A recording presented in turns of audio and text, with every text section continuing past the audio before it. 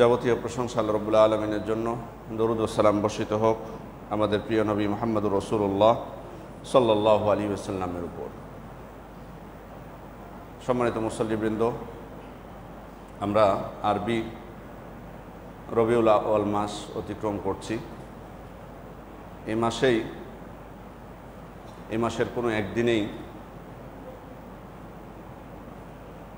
আল্লাহ তাআলার পক্ষ থেকে আলো উদ্ভাসিত হয়েছিল, উদিত হয়েছিল ফজর, এবং জন্মগ্রহণ করেছিলেন শ্রেষ্ঠ মানব এবং বিশ্ব মানবতার মুক্তির দূত, সর্বশ্রেষ্ঠ রাসূল এবং নবী, আমাদের প্রিয় নবী মুহাম্মদুর রাসূলুল্লাহ সাল্লাল্লাহু আলাইহি ওয়াসাল্লাম। এবং তিনি ছিলেন মুমিনদের জন্য নেয়ামত। তার এই আগমন ছিল আমাদের জন্য আল্লাহ তাআলার পক্ষ থেকে বিশেষ অনুগ্রহ। আল্লাহ তাআলা বলছেন, লাকাদ মান্নাল্লাহু আলাল মুমিনিনা ইয বাআসা ফীহিম রাসূলাম মিন আনফুসিহিম। আল্লাহ তাআলা মুমিনদের উপর অনুগ্রহ করেছেন যখন তিনি তাদেরই মধ্য থেকে একজনকে রাসূল প্রেরণ করলেন, যিনি তাদেরকে তার আয়াতসমূহ তিলাওয়াত করেছেন। ইয়াতলু আলাইহিম আয়াতি ওয়া ইউযাক্কিহিম, এবং তাদেরকে পবিত্র করেছেন। ওয়া ইউআল্লিমুহুমুল কিতাব ওয়াল হিকমাতা ওয়া ইন কানু মিন ক্বাবলু লাফি যালালিম মুবিন, এবং তাদেরকে কিতাব এবং হিকমত শিক্ষা দিয়েছেন, যদিও তারা ইতপূর্বে বিভ্রান্তির মধ্যে ছিল। তাহলে আল্লাহ রাসূল সাল্লাল্লাহু আলাইহি ওয়াসাল্লামের আগমন মুমিনদের জন্য ছিল, মুমিনদের জন্য অন্যতম একটি নিয়ামত।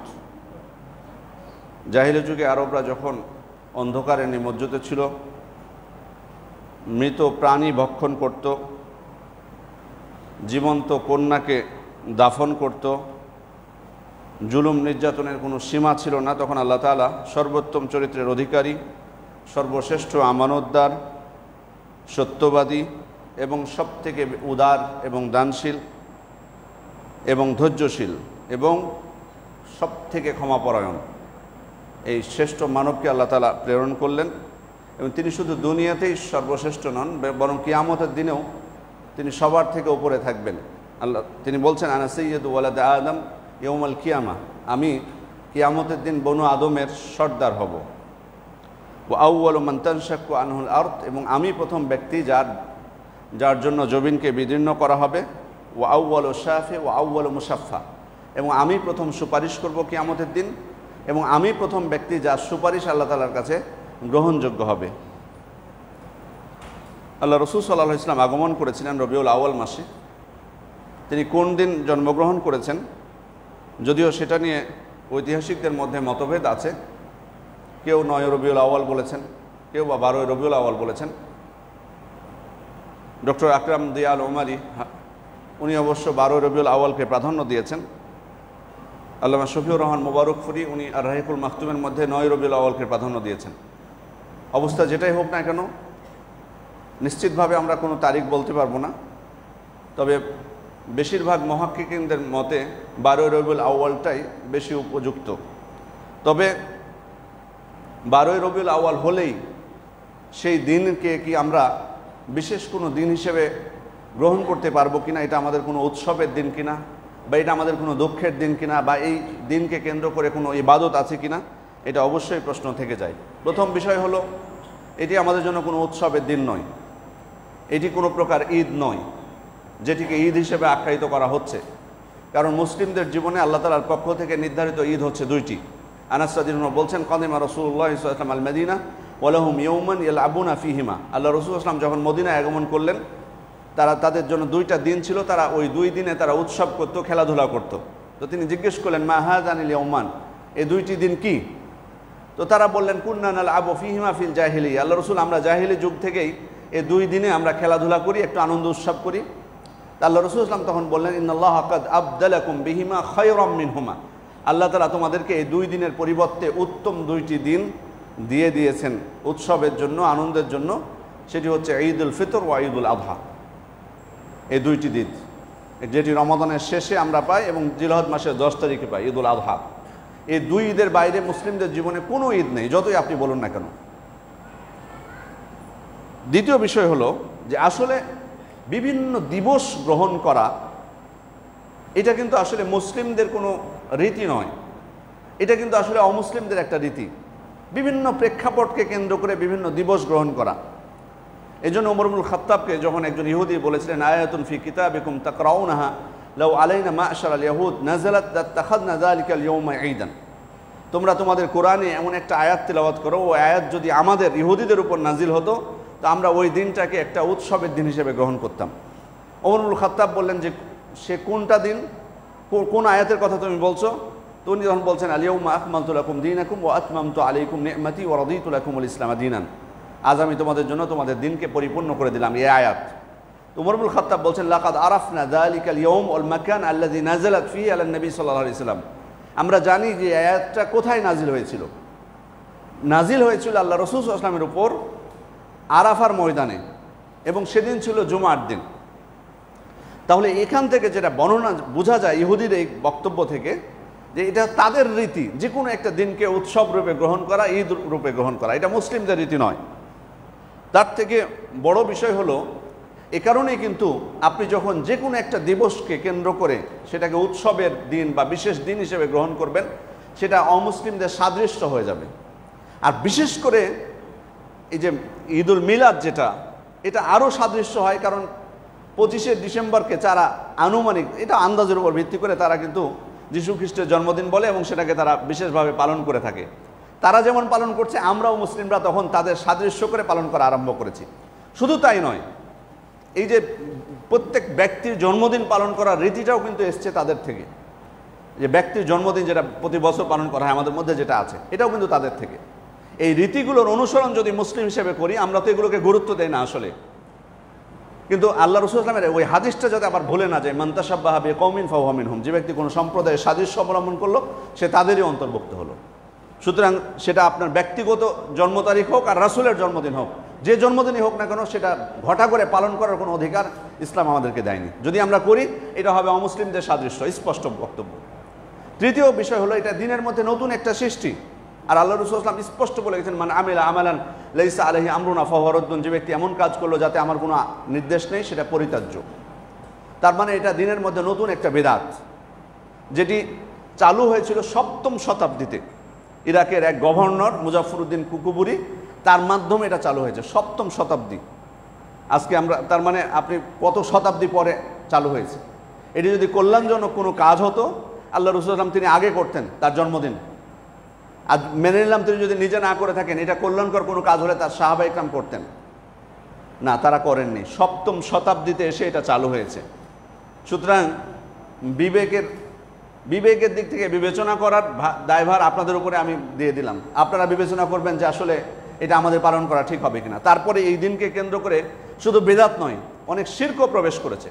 কারণ ঘটা করে এখানে রাসূলের কাছেও প্রার্থনা করা হয় সরাসরি, এবং অনেক ভ্রান্ত আকীদার সাথে মিশ্রিত আছে, বহু রকমের শিরকও মিশ্রিত আছে। সম্মানিত উপস্থিতি, এজন্যই আমাদের খেয়াল রাখতে হবে যে দিনের বিষয়গুলো পালন করার ক্ষেত্রে মুসলিম হিসেবে অবশ্যই আমাদেরকে মনে রাখতে হবে কোরআন এবং সুন্নাহর বাইরে যাওয়ার আমাদের কোনো অধিকার নেই। আর ভালোবাসা, নবীর জন্মদিন পালন যারা করবে তারাই শুধুমাত্র ভালোবাসে, বা অনেকেই কিন্তু যারা এই সমস্ত দিবসের সাথে সংশ্লিষ্ট, কেউ পালন না করলে মনে করে যারা নবীর শত্রু, এরা নবীকে ভালোবাসে না। তা আমাদেরও প্রশ্ন থাকবে যে তাহলে সাহাবায়ে কেরাম কি নবীকে ভালোবাসতেন না? তাহলে তারাও তো পালন করেনি। আমরা এই দিবস পালন না করার কারণে যদি আমরা রাসূলকে না ভালোবেসে থাকি, তাহলে সাহাবায়ে কেরাম কি তারা ভালোবাসতেন না? তাহলে আমরা ভালোবাসতে পারবো তাদের সমান রাসূল সাল্লাল্লাহু আলাইহি ওয়াসাল্লামকে? রাসূল সাল্লাল্লাহু আলাইহি ওয়াসাল্লাম যে বক্তব্য দিয়ে গেছেন যে তোমরা ঈমানদার হতে পারবে না যতক্ষণ না তোমাদের নিজেদের থেকে, সন্তান সন্ততি, পিতামাতার থেকে, সকল মানুষের থেকে আমাকে বেশি ভালোবাসবে, সেটা সাহাবায়ে কেরাম তাদের জীবনে স্পষ্ট সেটা প্রমাণ করে গেছেন। সেটা ধার কাছে যাওয়ার আমাদের সুযোগ নাই, সামর্থ্য নেই সেখানে। তাহলে আপনি তাদের সম্পর্কে কি মন্তব্য করবেন? আমাদের সম্পর্কে যদি মন্তব্য করেন যারা ভালোবাসে না, সাহাবায়ে কেরাম সম্পর্কে কি ভালোবাসবেন? তাদের মতো ভালোবাসতে পারবেন? কিভাবে তারা নিজেদের জীবনকে উৎসর্গ করেছেন। ওই উহুদের যুদ্ধ থেকে যখন ফিরছিলেন, আল্লাহ রাসূল সাল্লাল্লাহু আলাইহি ওয়াসাল্লাম, বনু দিনার গোত্রের ওই নারী, উহুদের যুদ্ধে তার পিতা, স্বামী, ভাই শহীদ হয়েছেন। তো উনি যখন সংবাদ পেলেন যে তার পিতা, স্বামী, তার ভাই শহীদ হয়েছেন, তখন ইন্নালিল্লাহ পাঠ করলেন এবং তাদের মাগফিরাতের জন্য দোয়া করলেন। সাথে সাথে উনি জিজ্ঞেস করছেন যে আল্লাহ রাসূল সাল্লাল্লাহু আলাইহি ওয়াসাল্লাম কোথায়, মানে তিনি কেমন আছেন, তার কি অবস্থা। ওনাকে বলা হলো যে আপনি যেমনটা চাচ্ছেন আল্লাহ রাসূল সাল্লাল্লাহু আলাইহি ওয়াসাল্লাম ভালো আছেন। তখন উনি বলছেন আরুনি হাত্তা আনজুরা ইলাইহি, তোমরা আমাকে দেখাও, আমি রাসূল সাল্লাল্লাহু আলাইহি ওয়াসাল্লামকে সচক্ষে দেখতে চাই যে তিনি জীবিত আছেন, তিনি ভালো আছেন। উনি যখন আল্লাহ রাসূল সাল্লাল্লাহু আলাইহি ওয়াসাল্লামকে দেখলেন, সচক্ষে যখন আল্লাহ রাসূল সাল্লাল্লাহু আলাইহি ওয়াসাল্লামকে দেখলেন, তখন বলছেন কুল্লু মুসিবাতিন বা'দাকা জালালি ইয়া রাসূলুল্লাহ, আল্লাহ রাসূল আপনাকে পাওয়ার পর আমার কাছে সব বিপদই তুচ্ছ। এটা আমরা কল্পনা করতে পারি, এগুলো তো আমাদের কাছে শুধু ইতিহাস। একজন নারী তার জীবনে তার পিতাকে হারাচ্ছেন, তার স্বামীকে হারাচ্ছেন, তার ভাইকে হারাচ্ছেন, আর কি অবশিষ্ট থাকে? এটা তার শোকের কারণ হচ্ছে না, ধৈর্য ধারণ করছেন। কিন্তু আল্লাহ রাসূল সাল্লাল্লাহু আলাইহি ওয়াসাল্লামের জন্য ব্যাকুল, তিনি কেমন আছেন। তাকে যখন পেয়ে গেছেন বলছেন যে সব বিপদ আমার কাছে তুচ্ছ। কি ভালোবাসা ছিল তাহলে! বাস্তবেই তো তাহলে প্রমাণ করেছেন যে তিনি সকলের থেকে আল্লাহ রাসূল সাল্লাল্লাহু আলাইহি ওয়াসাল্লামকে বেশি ভালোবাসতেন। আয়েশা রাদিয়াল্লাহু আনহা বলছেন যে একজন সাহাবী আল্লাহ রাসূল সাল্লাল্লাহু আলাইহি ওয়াসাল্লামের কাছে এসেছেন, ইমাম তাবরানী বর্ণনা করেছেন হাদিসটি। এসে বলছেন ইয়া রাসূলুল্লাহ ইন্নী লা আহব্বু, আল্লাহ রাসূল সাল্লাল্লাহু আলাইহি ওয়াসাল্লাম ইন্নাকা লা আহাব্বু ইলাইয়া মিন নাফসি, আল্লাহ রাসূল আপনি আমার নিজের থেকে, আমার নিজের জীবনের থেকে আপনি আপনাকে সব থেকে বেশি ভালোবাসেন, আমার সন্তান সন্ততি পরিবারের থেকে আমি আপনাকে বেশি ভালোবাসি। ওয়া ইন্নী লা আকুনু ফিল বাইত ফাআযকুরুকা, আমি যখন বাড়িতে থাকি আল্লাহ রাসূল আপনার কথা আমার স্মরণ হয়। ফামা আসবির হাত্তা আতিয়াকা, আর যখনই আপনার কথা মনে হয়ে যায় আমি আর ধৈর্য ধারণ করতে পারি না বাড়িতে, তখন আমি আপনার কাছে চলে আসি। ফাআনজুরু ইলাইক, এরপর আমি আপনার দিকে তাকিয়ে থাকি। ওয়াইযা যাকারতু মাউতি ওয়া মাউতাক, আল্লাহ রাসূল যখন আমার এবং আপনার মৃত্যুর কথা আমার স্মরণ হয়, আরাফতু আন্নাকা ইযা দাখালতাল জান্নাহ রুফি'তা মা'আন নাবিয়্যিন, তখন আমার মনে হয় যে আপনি যদি জান্নাতে প্রবেশ করেন তাহলে তো আপনি নবীদের সাথে থাকবেন। ওয়া ইন্নী ইযা দাখালতুল জান্নাহ খাশিতু আন লা আরাক, আর আমি যদি জান্নাতেও প্রবেশ করি আমার আশঙ্কা হচ্ছে যে আমি আর আপনাকে তখন দেখতে পাবো না। সুবহানাল্লাহ, দুনিয়াতে দেখতে পাচ্ছেন, উনি চিন্তা করছেন আখিরাতেরটা, যে মারা যাওয়ার পর আপনি যদিও জান্নাতে যান আপনি তো থাকবেন নবীদের কাতারে, উচ্চ স্তরে জান্নাতের। আর আমি জান্নাতে গেলেও তো এত উঁচু স্তরে আমি আল্লাহ রাসূল যেতে পারবো না আপনার কাছে, আমি তো আপনাকে তখন দেখতে পাবো না, এটা তো আমার আশঙ্কা হচ্ছে। আল্লাহ রাসূল সাল্লাল্লাহু আলাইহি ওয়াসাল্লাম তাকে কোনো জবাব দিলেন না। আল্লাহ তাআলা জবাব দিয়ে দিলেন, তিনি আয়াত নাজিল করলেন ওয়া মাইয়ুতি আল্লাহ ওয়া রাসূলা ফাউলাইকা মা'আল্লাযিনা আনআমা আল্লাহু আলাইহিম মিনান নাবিয়্যিনা ওয়াস সিদ্দিকিনা ওয়াশ শুহাদা'i ওয়াস সালিহিন, যারা আল্লাহ এবং তার রাসূলের আনুগত্য করবে তারা থাকবে তাদের সাথে যাদের উপর আল্লাহ অনুগ্রহ করেছেন, নবী, সিদ্দিক, শহীদ এবং সৎকর্মশীলদের সাথে। তার মানে এই আয়াত দ্বারা আল্লাহ তাআলা স্পষ্ট বুঝিয়ে দিলেন যে কেউ যদি আল্লাহ রাসূল সাল্লাল্লাহু আলাইহি ওয়াসাল্লামকে ভালোবেসে তার আনুগত্য করে, কিয়ামতের দিন রাসূলের সাথে থাকার তার সৌভাগ্য হবে। সুবহানাল্লাহ। তাহলে খেয়াল করে দেখুন যে তারা আল্লাহ রাসূল সাল্লাল্লাহু আলাইহি ওয়াসাল্লামকে কত ভালোবেসেছেন, নিজের জীবনের চাইতে কত ভালোবেসেছেন।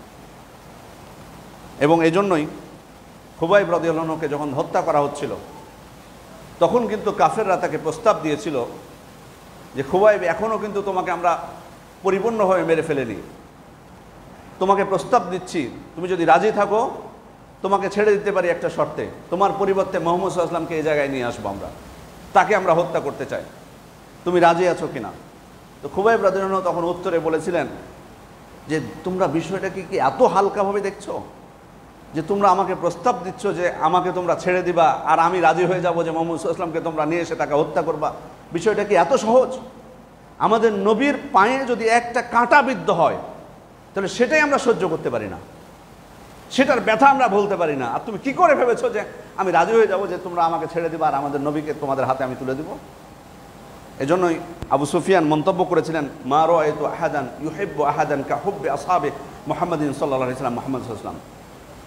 তিনি কাফের অবস্থায় যখন ইসলাম গ্রহণ করেননি ওই অবস্থায় মন্তব্য করেছিলেন যে মুহাম্মদ সাল্লাল্লাহু আলাইহি ওয়াসাল্লামের সাথীদেরকে, মুহাম্মদ সাল্লাল্লাহু আলাইহি ওয়াসাল্লামকে আমি যতটা ভালোবাসতে দেখেছি অন্য পৃথিবীর কাউকে এমনটা ভালোবাসতে আমি দেখিনি।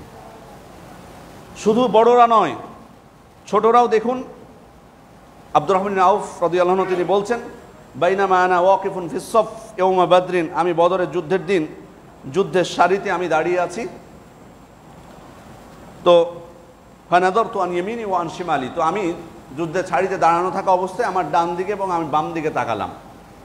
ফাইদা আনা বাইনা গুলামাইন মিনাল আনসার, আমি দেখলাম যে আনসারের দুইটা বালকের মধ্যে আমি দাঁড়িয়ে আছি, তাদের বয়স খুব কম ছিল, উঠতি বয়সের বালক, আনসারদের দুই বালকের মধ্যে আমি দাঁড়িয়ে আছি।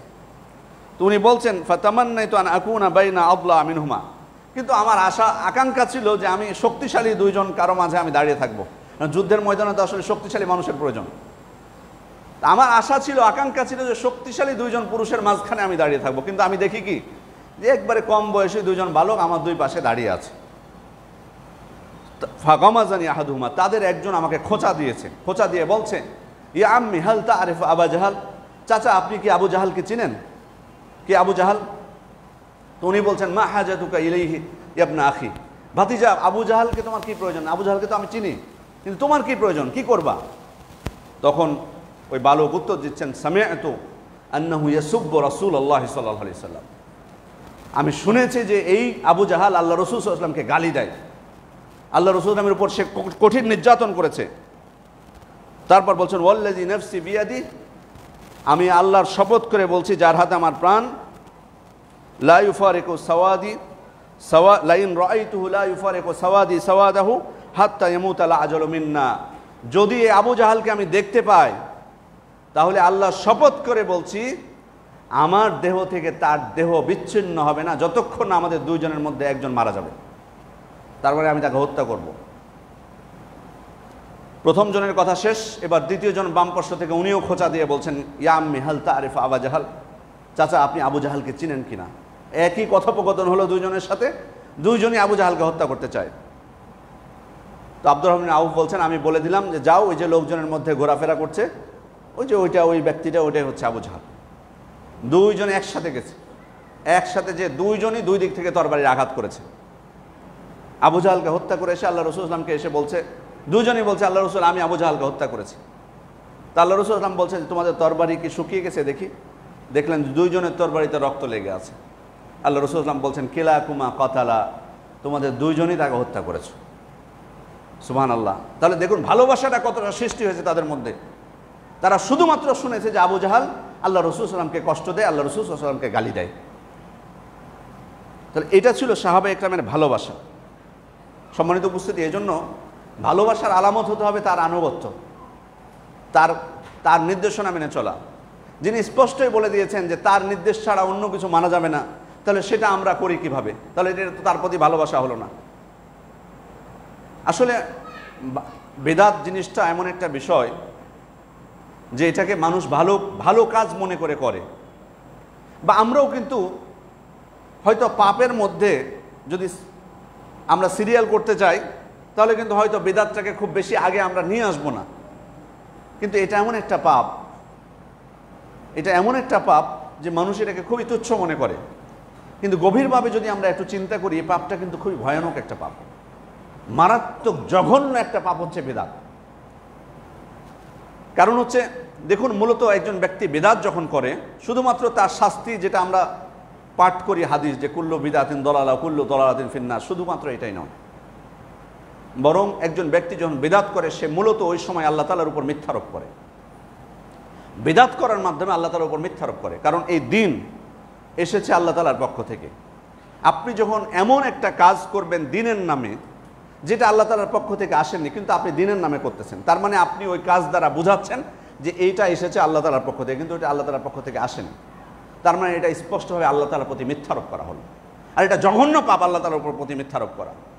দ্বিতীয় হচ্ছে রাসূলের প্রতি মিথ্যারোপ করা হলো, কারণ আমাদের কাছে দিন এসেছে আল্লাহ রাসূল সাল্লাল্লাহু আলাইহি ওয়াসাল্লামের মাধ্যমে। আপনি যখন কোনো একটা কাজ করবেন দিনের নামে, আপনি বোঝাতে চাচ্ছেন যে আমি এটা আল্লাহ রাসূল সাল্লাল্লাহু আলাইহি ওয়াসাল্লামের কাছ থেকে পেয়েছি, কিন্তু সেটা আপনি আল্লাহ রাসূল সাল্লাল্লাহু আলাইহি ওয়াসাল্লামের কাছ থেকে পাননি, এটা আপনার বানানো। তার মানে আপনি এই অবস্থায় আল্লাহ রাসূল সাল্লাল্লাহু আলাইহি ওয়াসাল্লামের উপর অপবাদ দিচ্ছেন, মিথ্যা অপবাদ দিচ্ছেন, এবং শুধু মিথ্যা অপবাদ না, খেয়ানতের অপবাদ দিচ্ছেন। এজন্য ইমাম মালিক রাহিমাহুল্লাহ বলেছিলেন, মান ইবতাদা ফিল ইসলামে বিদআতান ইয়ারাহা হাসানাতান ফাকাদ যাআমা আন্না মুহাম্মাদান সাল্লাল্লাহু আলাইহি ওয়াসাল্লাম কদ খানা রিসালা। যে ব্যক্তি দিনের মধ্যে নতুন সৃষ্টি করলো এবং মনে করলো যে এটা ভালো কাজ, সে যেন ধারণা করলো যে মুহাম্মদ সাল্লাল্লাহু আলাইহি ওয়াসাল্লাম তার রিসালাতের দায়িত্ব পালনে খেয়ানত করেছে। যেন আল্লাহ রাসূল সাল্লাল্লাহু আলাইহি ওয়াসাল্লাম স্পষ্ট বলে গেছেন, ইন্নাহু লাম ইয়াকুন নাবিয়্যুন ক্বাবলি ইল্লা কানা হাক্কান আলাইহি আন ইয়াদুল্লা উম্মাতাহু আলা খায়রি মা ইয়ালামুহু লাহুম। আমার পূর্বে এমন কোনো নবী আসেনি যার উপর অর্পিত দায়িত্ব ছিল যে তিনি উম্মতের জন্য যেটা কল্যাণকর মনে করবেন সেটা উম্মতকে বলে দিবেন, আর যেটা উম্মতের জন্য অকল্যাণকর মনে করবেন সেটা থেকে তিনি উম্মতকে সতর্ক করে যাবেন। কোনো কিছুই বাদ দেননি নবীরা। তিনি আমাদের জন্য যেটা ভালো মনে করেছেন সেটা বলেই দিয়েছেন, যেটা খারাপ মনে করেছেন সেটা থেকে নিষেধ তিনি করে দিয়েছেন। সুতরাং আপনি যদি এমন কাজ করি যেটা আমাদের নবী সাল্লাল্লাহু আলাইহি ওয়াসাল্লাম আমাদেরকে বলেননি, তাহলে বুঝতে হবে এটা আমাদের জন্য কল্যাণকর কখনোই নয়। তৃতীয়ত, সাহাবা ইকরামের উপর মিথ্যার অপবাদ দেওয়া হয় এর মাধ্যমে, কারণ আমরা আল্লাহ রাসূল সাল্লাল্লাহু আলাইহি ওয়াসাল্লামের হাদিসগুলো পেয়েছি তাদের মাধ্যমে। আপনি যখন এমন একটা কাজ করবেন যেটা সাহাবা ইকরাম আমাদেরকে কোনো খবর দেননি এ বিষয়ে, তার মানে তাদের প্রতি একটা মিথ্যা আরোপ করলাম। শুধু তাই নয়, বরং তাদেরকে হেয় প্রতিপন্ন করা হয় এর মাধ্যমে, হেয় প্রতিপন্ন করা হয়, ছোট করা হয়। তার মানে একটা কাজ আপনি করতেছেন, রাসূলকে ভালোবেসে আপনি করতেছেন, কিন্তু সাহাবা ইকরাম করেনি। তার মানে কি? তার মানে তারা আমলের ক্ষেত্রে উদাসীন ছিল, তাই না? নাহলে তারা করলেন না আর আপনি করছেন, এত ভালো কাজ তারা করেনি, তার মানে কি তারা উদাসীন ছিল নাকি? নাকি গাফেল ছিল? নাকি তারা জাহেল ছিল, অজ্ঞ ছিল? কারণ এই বেদাত করার মাধ্যমে সাহাবা ইকরামকে অজ্ঞ আখ্যায়িত করা হয়, যে আমি জানি কিন্তু তারা জানতো না। এই আমলের খবর আমার কাছে আছে কিন্তু সাহাবা ইকরামের কাছে এই খবর ছিল না। তার মানে আপনি আমল করার মাধ্যমে তাদেরকে আপনি অজ্ঞ আখ্যায়িত করছেন। সম্মানিত উপস্থিতি, এরপরে হলো যে এই বেদাত করার মাধ্যমে মূলত দিনকে অসম্পূর্ণ আখ্যায়িত করা হয়। আপনি বলছেন না মুখে, কিন্তু কর্মের মাধ্যমে এই দিনকে আপনি অসম্পূর্ণ আখ্যায়িত করছেন, কারণ আল্লাহ তাআলা এই দিনকে পরিপূর্ণ করে দিয়েছেন। এর বাইরে যখন আপনি কোনো বিধান নিয়ে আসবেন অথচ সেটি আল্লাহ তাআলা বলেননি, রাসূল সাল্লাল্লাহু আলাইহি ওয়াসাল্লাম বলেননি, তার মানে আপনি বোঝাতে চাচ্ছেন যে এই বিষয়টা অপূর্ণ ছিল, আমি এটা যোগ করে দিলাম। পঞ্চম নাম্বার হলো যে এটা এমন একটা পাপ যেটি নেকির শুরুতে করা হয়, আর নেকির শুরুতে করার কারণে অধিকাংশ মানুষ কিন্তু ধোঁকার শিকার হয়। মনে করে যে এটা ভালো কাজ, অসুবিধা কি? এটা আপনারা বাধা দিচ্ছেন কেন? কত মানুষ কত অশ্লীল কাজ করছে, কত কিছু করছে, এগুলো বলেন না। আপনি একটা ভালো কাজ করছে, মানুষ আল্লাহ রসুলের পর দরুদ পেশ করছে, টুপি মাথায় দিয়ে অজু করে এত এত করতেছে, খারাপ কোথায়? এই জন্যই কিন্তু ইবলিসের কাছে এই পাপটা খুব প্রিয়। এই জন্য ইবলিস বলেছে আহলাকতু বানি আদম বিজুনুব, আমি বনু আদমকে ধ্বংস করতে চেয়েছি পাপ দিয়ে, পাপের মাধ্যমে আমি বনু আদমকে ধ্বংস করতে চাইলাম।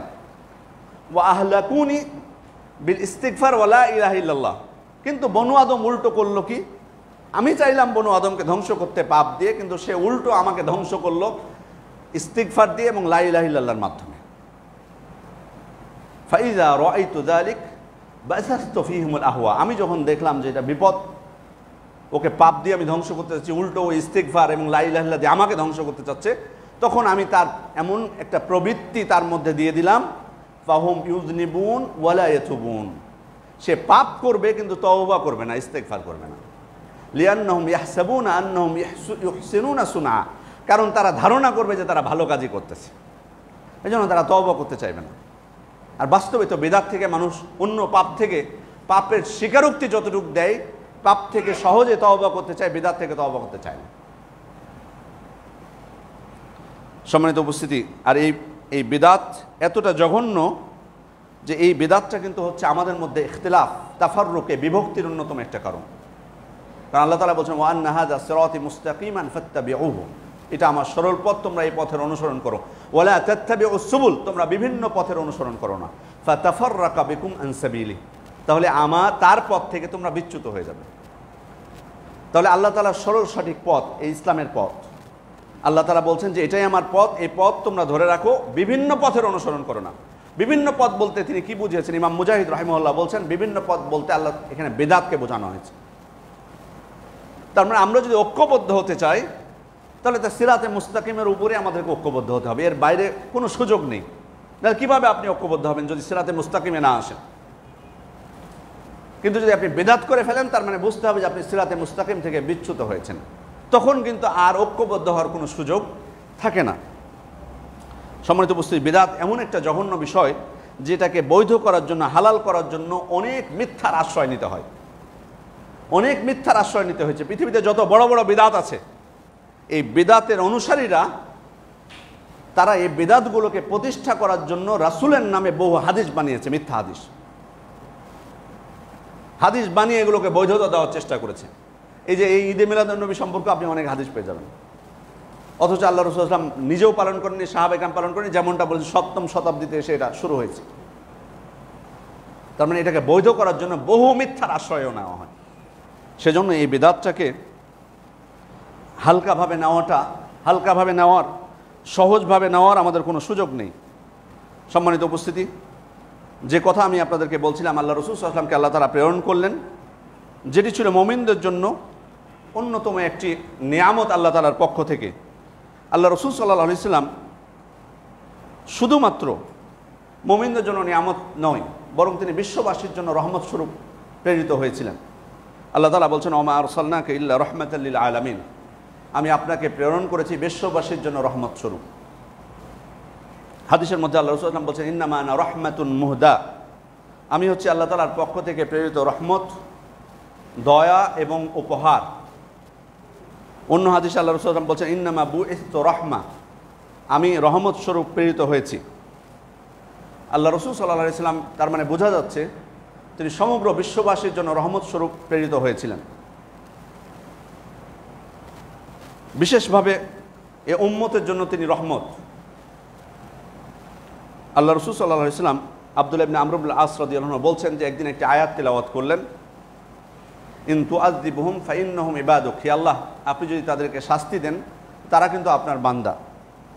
ওয়া ইন তাগফির লাহুম ফাইন্নাকা আনতাল আজিজুল হাকিম, আর আল্লাহ আপনি যদি তাদেরকে ক্ষমা করে দেন তো নিশ্চয়ই আপনি পরাক্রমশালী প্রজ্ঞাময়। এই আয়াত তিলাওয়াত করার পর আল্লাহ রাসূল সাল্লাল্লাহু আলাইহি ওয়াসাল্লাম হাত উঠালেন, হাত উঠিয়ে দোয়া করতে শুরু করলেন। দোয়া করতে করতে তিনি বলছেন, আল্লাহুম্মা উম্মতি উম্মতি, হে আল্লাহ আমার উম্মত আমার উম্মত।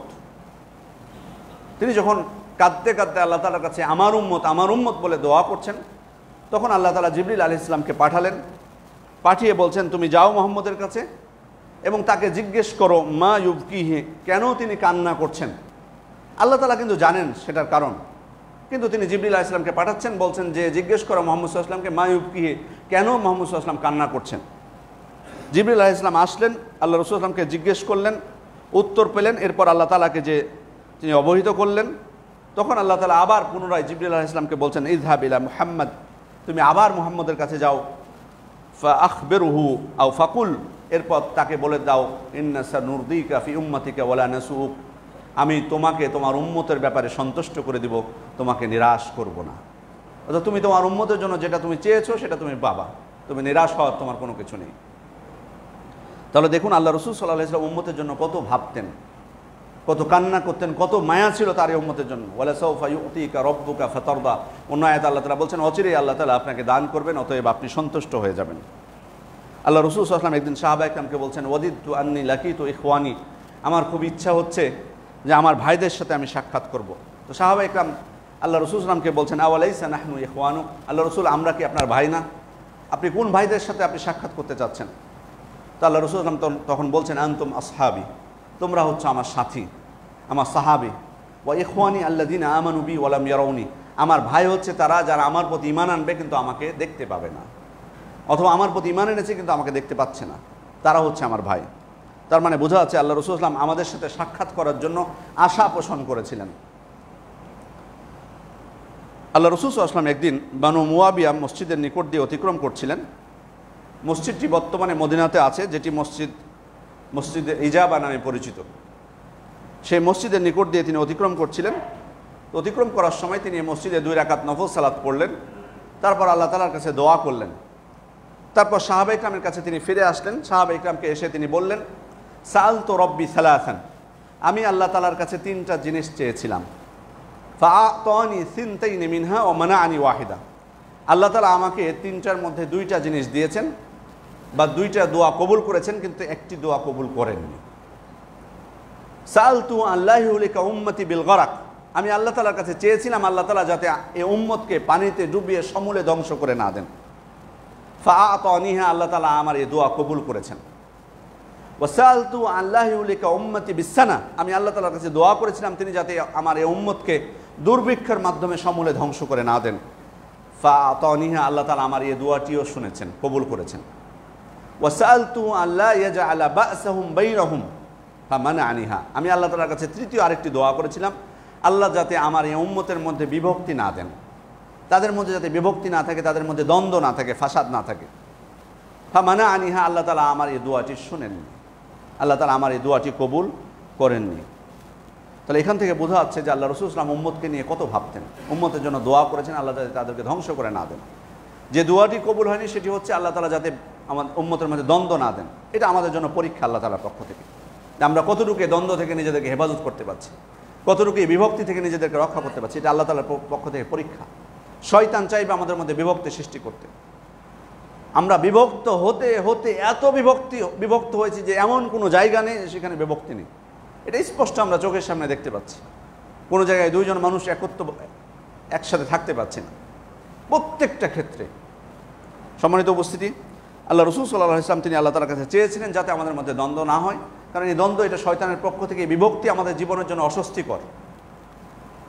সেজন্য সর্বদা মুমিনের কামনা হবে যে আল্লাহ তাআলা যাতে আমাদের জীবনে শান্তি দেন, বিভক্তি দূর করেন, আমাদের মধ্যে যাতে অন্তরের দিক থেকে আমরা এক হতে পারি।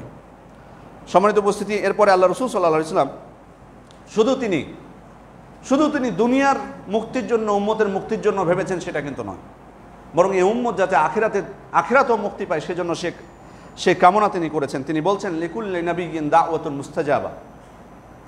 প্রত্যেক নবীর জন্য একটা করে দোয়া ছিল যেটি আল্লাহ তাআলা কবুল অবশ্যই করবেন। একটি করে দোয়া নির্ধারিত ছিল, আল্লাহ তাআলা তাদেরকে দিয়েছিলেন যে কোনো একটা দোয়া যেটা আল্লাহ তাআলা অবশ্যই কবুল করবেন। ফাতাআজ্জালা কুল্লু নাবিয়্যিন দাওয়াতাহু। এই প্রত্যেক নবী তাদের এই দোয়াটা দুনিয়াতেই করেছেন আল্লাহ তাআলার কাছে। ওয়া ইন্নী ইখতাবাতু দাওয়াতি শাফাআতান লিউম্মতি ইয়াউমাল কিয়ামah। কিন্তু আমার জন্য যেটা নির্ধারিত দোয়া আমি সেটা রেখে দিয়েছি কিয়ামতের দিনের জন্য, সেদিন আমি আমার উম্মতের জন্য শাফাআত করব। ফাহিয়া নাইলাতুন ইনশাআল্লাহ মান মাতা মিন উম্মতি লা ইউশরিকু বিল্লাহি শাইআন। আমার এই শাফাআত পাবে আমার উম্মতের মধ্যে তারাই যারা আল্লাহর সাথে কাউকে শরীক করবে না। তাহলে আল্লাহ রাসূল সাল্লাল্লাহু আলাইহি ওয়াসাল্লাম শুধুমাত্র দুনিয়ার মুক্তির জন্য, আমাদের মুক্তির জন্যই ভাবেননি, বরং তিনি চিন্তা করেছেন আমরা যাতে আখিরাতেও মুক্তি পাই। সম্মানিত উপস্থিতি, আল্লাহ তাআলা এই পবিত্র কোরআনে সাক্ষ্য দিয়েছেন, লাকাদ জাআকুম রাসূলুম মিন আনফুসিকুম আজিজুন আলাইহি মা আনিতুম হারিসুন আলাইকুম বিল মুমিনিনা রাউফুর রহিম। তোমাদের কাছে, তোমাদের মধ্য থেকেই একজন রাসূল এসেছেন যিনি তোমাদের যে দুঃখ কষ্ট হয়ে থাকে সেটা তার জন্য আসলে খুবই বেদনাদায়ক, এবং তিনি তোমাদের কল্যাণকামী এবং মুমিনদের উপর দয়াশীল এবং করুণাশীল। আল্লাহ রাসূল সাল্লাল্লাহু আলাইহি ওয়াসাল্লামের এই দয়া বা রহমত শুধুমাত্র মুমিনদের জন্য ছিল না, বরং কাফেররাও এর অন্তর্ভুক্ত হয়েছে। কাফেররা যখন দোয়া করেছিল, পবিত্র কোরআনে আল্লাহ তাআলা বলছেন সেটাই, ওয়াইয ক্বালুল্লাহুম্মা ইন কানা হাযা হুয়াল হাক্কা মিন ইনদিকা ফাআমতির আলাইনা হিজারাতাম মিনাস সামা। তারা বলেছিল কাফেররা যে আল্লাহ, এই দিন যদি আপনার পক্ষ থেকে সত্য হয়ে থাকে তাহলে আপনি আপনার পক্ষ থেকে পাথর বর্ষণ করুন আমাদের উপর, অথবা আমাদেরকে যন্ত্রণাদায়ক শাস্তি দিন। এটা আবু জাহালের বক্তব্য বা যে কোনো একজন কাফেরের বক্তব্য, যে এই দিন যদি বাস্তবেই আল্লাহ আপনার পক্ষ থেকে সত্য দিন হয়ে থাকে তাহলে আমরা একটু দেখতে চাই আপনি আমাদের উপর পাথর বর্ষণ করুন বা আমাদেরকে যন্ত্রণাদায়ক শাস্তি দিন। তো আল্লাহ তাআলা বলছেন, ওমা কানা আল্লাহু লিউআযিবাহুম ওয়া আনতা ফীহিম। মুহাম্মদ সাল্লাল্লাহু আলাইহি ওয়াসাল্লাম, আল্লাহ তাআলা তাদেরকে শাস্তি দিবেন না যেহেতু আপনি তাদের মধ্যে আছেন। আপনি যেহেতু তাদের মধ্যে আছেন সেহেতু আল্লাহ তাআলা তাদেরকে এই কঠিন শাস্তি দিবেন না। তার মানে দেখুন, এটা আল্লাহ রাসূল সাল্লাল্লাহু আলাইহি ওয়াসাল্লামের জন্য, এই আল্লাহ রাসূল সাল্লাল্লাহু আলাইহি ওয়াসাল্লাম তাদের জন্য এটা রহমতের কারণ হয়েছে, দয়ার কারণ হয়েছে, রক্ষা পেয়েছে কঠিন আযাব থেকে, আল্লাহর কঠিন আযাব থেকে, শাস্তি থেকে দুনিয়াতে। শুধু তাই নয়, কুরাইশরা, সহিহ বুখারী মুসলিমের হাদিস, কুরাইশরা আল্লাহ রাসূল সাল্লাল্লাহু আলাইহি ওয়াসাল্লামের কাছে এসে তারা আবেদন জানালো, তারা বলল, উদু লানা রাব্বাকা ইয়াজআলানা আলা সাফা যাহাবান নুমিনু বিকা। আল্লাহ রাসূল বা মুহাম্মদ, তুমি তোমার রবের কাছে কামনা করো, আমাদের জন্য প্রার্থনা করো, তিনি যাতে আমাদের জন্য এই সফা পাহাড়কে স্বর্ণে রূপান্তরিত করে দেন। যদি তিনি এটা করেন তাহলে তোমার প্রতি আমরা ঈমান আনব। কাফেররা দাবি করে বসল যে তোমার রবের কাছে দোয়া করো, তিনি সফা পাহাড়কে স্বর্ণে রূপান্তরিত করে দিবেন, তাহলে আমরা তোমার প্রতি ঈমান আনব। তা আল্লাহ রাসূল সাল্লাল্লাহু আলাইহি ওয়াসাল্লাম তাদেরকে বলছেন, ওয়াতাফআলুন, তোমরা করবে তো, এটা বাস্তব? যদি এটা আল্লাহ তাআলা করেন তাহলে তোমরা ঈমান আনবে তো? তো বলছেন, হ্যাঁ আমরা ঈমান আনবো। তো তিনি আল্লাহ তাআলার কাছে প্রার্থনা করলেন যে আল্লাহ তাআলা যেন এই সফা পাহাড়কে স্বর্ণে রূপান্তরিত করেন। আল্লাহ তাআলা জিবরিল আলাইহিস সালামকে পাঠিয়ে দিলেন আল্লাহ রাসূল সাল্লাল্লাহু আলাইহি ওয়াসাল্লামের কাছে। জিবরিল আলাইহিস সালাম এসে আল্লাহ রাসূল সাল্লাল্লাহু আলাইহি ওয়াসাল্লামকে বলছেন, ইয়া রাসূলুল্লাহ, ইন্না রাব্বাকা ইয়াকরু আলাইকা সালাম। আপনার রব আপনাকে সালাম দিয়েছেন। ওয়া ইয়াকুল, এবং বলেছেন, ইন শি'তা আসবাহা লাহুমুস সাফা যাহাবান। আপনি যদি চান তাহলে আল্লাহ তাআলা এই সফা পাহাড়কে স্বর্ণে রূপান্তরিত করে দিবেন। ফামান কাফারা বা'দা যালিকা, ফাইন্নী উআযযিবুহু আযাবান লা উআযযিবু আহাদাম মিনাল আলামিন। ঠিক আছে, আপনার রব এটা করে দিবেন, কিন্তু তিনি বলেছেন যে এর পরেও যদি কেউ কুফরি করে আমি তাকে এমন শাস্তি দিব, দুনিয়ার কাউকে এমন শাস্তি আমি কখনোই দিইনি। ঠিক আছে, আমি করে দিব, কোনো অসুবিধা নেই, কিন্তু এমন শাস্তি দিব যে দুনিয়ার কাউকে আমি তো পূর্বে এমন শাস্তি আমি কখনো দিইনি। ওয়া ইন শি'তা ফাতাহতু লাহুম বাবা তাওবা ওয়া রাহমা। আর আপনি যদি চান যে তাদের জন্য তওবা আর রহমতের দরজা উন্মুক্ত থাক, তো এটাও করতে পারেন। আপনি কোনটা নেবেন? আল্লাহ রাসূল, আল্লাহ তাআলা আপনাকে ইখতিয়ার দিয়ে দিয়েছেন, আপনি চাইলে হয়ে যাবে, আল্লাহ করে দিবেন। কিন্তু যদি ঈমান না আনে এমন শাস্তি দিবেন যেটা দুনিয়ার কাউকে শাস্তি দেননি। আর যদি আপনি চান না হোক, ঠিক আছে, তাদের জন্য তওবার দরজা উন্মুক্ত থাক। তা আল্লাহ রাসূল সাল্লাল্লাহু আলাইহি ওয়াসাল্লাম তখন বলছেন বাল বাবুত তাওবা রাহমা, বরং তওবা এবং রহমতের দরজায় উন্মুক্ত থাক। প্রয়োজন নেই সফা পাহাড়কে, কারণ আল্লাহ রাসূল সাল্লাল্লাহু আলাইহি ওয়াসাল্লাম জানতেন যে তারা হেদায়েত প্রাপ্ত হবে না। দাবি করছে ঠিক, কিন্তু আল্লাহ রাসূল সাল্লাল্লাহু আলাইহি ওয়াসাল্লাম চাননি যে আল্লাহ তাআলা তাদেরকে শাস্তি দিয়ে শেষ করে দিক সমূলে। এটাই ছিল দয়া। এই দয়া বলতে মুসলিমদের সাথে দয়ার সাথে কিন্তু তুলনা হবে না। আশিদ্দাউ আলাল কুফফারে রুহামাউ বাইনাহুম, কাফেরদের প্রতি ছিলেন কঠিন এবং মুমিনদেরা পরস্পর ছিল কি পরস্পরের প্রতি দয়াশীল। এটা কিন্তু উদ্দেশ্য না, কাফেরদের প্রতি দয়ার অর্থ এটা না, বরং বাহ্যিক সহানুভূতি, তাদের ঈমানের আশা। সম্মানিত উপস্থিতি, এরপরে দেখুন আল্লাহ রাসূল সাল্লাল্লাহু আলাইহি ওয়াসাল্লাম মুনাফিক যে মুনাফিক আল্লাহ রাসূল সাল্লাল্লাহু আলাইহি ওয়াসাল্লামকে সেই মাদানী জীবনের শুরু থেকে শেষ পর্যন্ত প্রায় তাবুকের যুদ্ধ পর্যন্ত যে কষ্ট দিয়েছে একের পর এক। আল্লাহ রাসূল সাল্লাল্লাহু আলাইহি ওয়াসাল্লামের প্রিয়তমা স্ত্রীর ব্যাপারে সে অপবাদ দিতে ছাড়েনি। উহুদের যুদ্ধ থেকে 300 সৈন্য নিয়ে ফিরে এসেছে, খন্দকের যুদ্ধেও ঝামেলা করেছে, আল্লাহ রাসূল সাল্লাল্লাহু আলাইহি ওয়াসাল্লাম সম্পর্কে কটূক্তি করেছে। এত কষ্ট দেওয়ার পরও তার মৃত্যুর পর তার ছেলে যখন আল্লাহ রাসূল সাল্লাল্লাহু আলাইহি ওয়াসাল্লামকে আল্লাহ রাসূল সাল্লাল্লাহু আলাইহি ওয়াসাল্লামের কাপড় চেয়েছে, তার কাফনের জন্য আল্লাহ রাসূল সাল্লাল্লাহু আলাইহি ওয়াসাল্লাম দিয়ে দিয়েছেন। আল্লাহ রাসূল সাল্লাল্লাহু আলাইহি ওয়াসাল্লাম তার জানাজাও পড়তে গেছেন। ওমর ইবনুল খাত্তাব রাদিয়াল্লাহু আনহু নিষেধ করেছেন, যে আল্লাহ রাসূল, আপনি, সে তো মুনাফিক, সে আপনাকে এই কষ্ট দিয়েছে, এই কথা বলেছে, আপনি তার জানাজা পড়ছেন। আল্লাহ রাসূল সাল্লাল্লাহু আলাইহি ওয়াসাল্লাম বলছেন আখির আন্নী ইয়া ওমর, তুমি দূরে সরো, ফাইন্নী খুয়্যিরতু ফাখতারতু, আল্লাহ তাআলা আমাকে স্বাধীনতা দিয়েছেন তার জানাজা পড়া বা না পড়ার, আমি পড়াটাকেই পছন্দ করেছি, তুমি দূরে সরো। ওয়ালাউ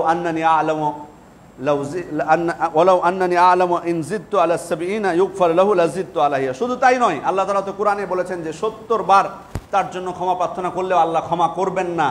তো আল্লাহ রাসূল সাল্লাল্লাহু আলাইহি ওয়াসাল্লাম বলছেন যে আমি যদি জানতাম যে 70 বারের বেশি ক্ষমা প্রার্থনা করলে আল্লাহ তাকে ক্ষমা করবে, তো আমি সেটাই করতাম।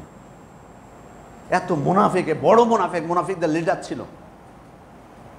আল্লাহ রাসূল সাল্লাল্লাহু আলাইহি ওয়াসাল্লামকে হত্যার চেষ্টা করেছিল ওই মহিলা খাইবারের যুদ্ধের সময়, আল্লাহ রাসূল সাল্লাল্লাহু আলাইহি ওয়াসাল্লাম তাকে মাফ করে দিয়েছিলেন। সবথেকে বড় বিষয় যে কুরাইশরা বছরের পর বছর প্রায় 13টা যুদ্ধ চাপিয়ে দিয়েছিল আল্লাহ রাসূল সাল্লাল্লাহু আলাইহি ওয়াসাল্লামের উপর, তাকে হত্যা ষড়যন্ত্র করেছে, ইসলামকে বিলীন করে দেওয়ার চেষ্টা করেছে।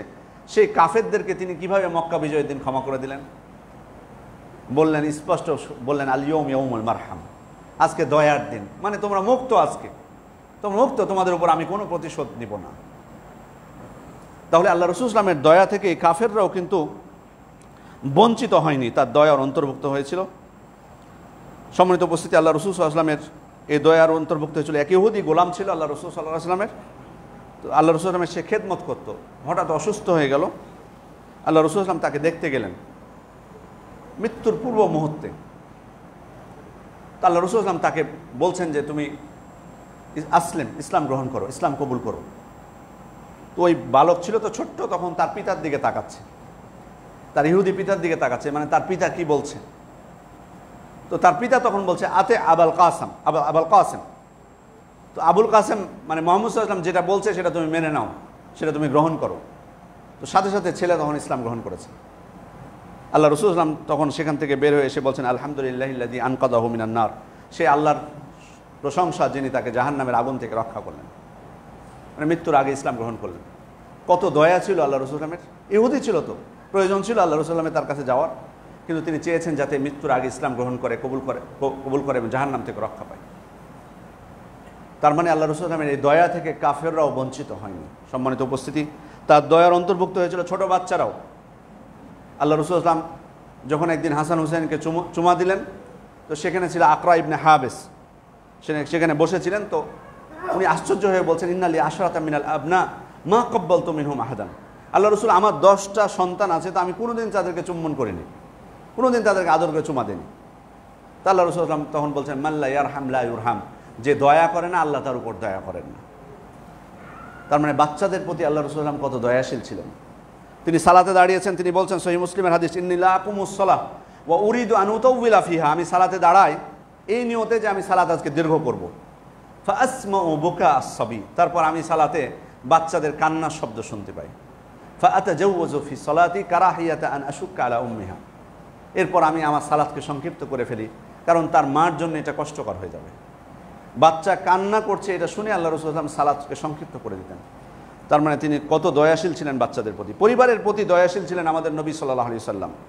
আনাস রাদিয়াল্লাহু আনহু বলছেন, মা রাআইতু আহাদান কানা আরহামা বিল ইয়াল মিন রাসূলিল্লাহি সাল্লাল্লাহু আলাইহি ওয়াসাল্লাম, পরিবারের প্রতি দয়াশীলকে এমন দয়াশীল আমি আল্লাহ রাসূল সাল্লাল্লাহু আলাইহি ওয়াসাল্লামের থেকে অধিক, পরিবারের প্রতি অধিক দয়াশীল আমি আল্লাহ রাসূল সাল্লাল্লাহু আলাইহি ওয়াসাল্লামের থেকে কাউকে পাইনি। এতটা দয়াশীল তিনি ছিলেন পরিবারের প্রতি। আয়েশা রাদিয়াল্লাহু আনহা বলছেন, তাকে জিজ্ঞেস করা হলো, মা কানা নবী সাল্লাল্লাহু আলাইহি ওয়াসাল্লাম ইয়াসনাউ ফি বাইতি, আল্লাহ রাসূল সাল্লাল্লাহু আলাইহি ওয়াসাল্লাম বাড়িতে কি করেন? তো তিনি বলছেন, কানা ইয়াকুনু ফি মিহনাতি আহলি, তিনি তার পরিবারের খেদমতে নিয়োজিত থাকেন তিনি যখন বাড়িতে থাকেন।